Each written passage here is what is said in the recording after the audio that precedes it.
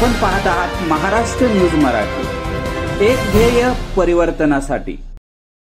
ग्रामपंचायत शिरवळ यांच्या वतीने शिरवळ येथील कबुले हॉलमध्ये महिला सक्षमीकरण प्रशिक्षण शिबिराची प्रशस्तीपत्र वितरण करून सांगता लोकनियुक्त सरपंच रविराज दुधगावकर व उपसरपंच अमोल कबुले यांचं शिरवळ ग्रामस्थांनी केले कौतुक।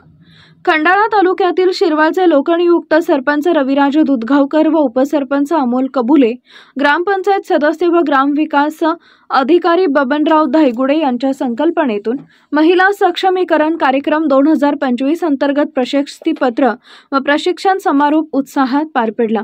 सरपंच ग्रामपंचायत शिरवळ यांच्या 10% महिला बालकल्याण निधीमधून महिला सक्षमीकरणाअंतर्गत प्रशिक्षण शिबिर आयोजित केले होते। सदर प्रशिक्षणामध्ये 10 विविध कोर्सेस होते।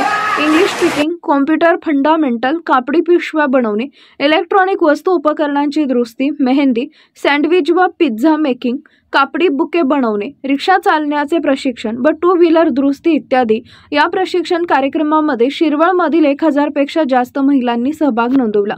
प्रशिक्षण कालावधी 1 महिन्याचा होता। 1 जुलैपासून चालू झालेल्या प्रशिक्षण शिबिराची आज सांगता झाली।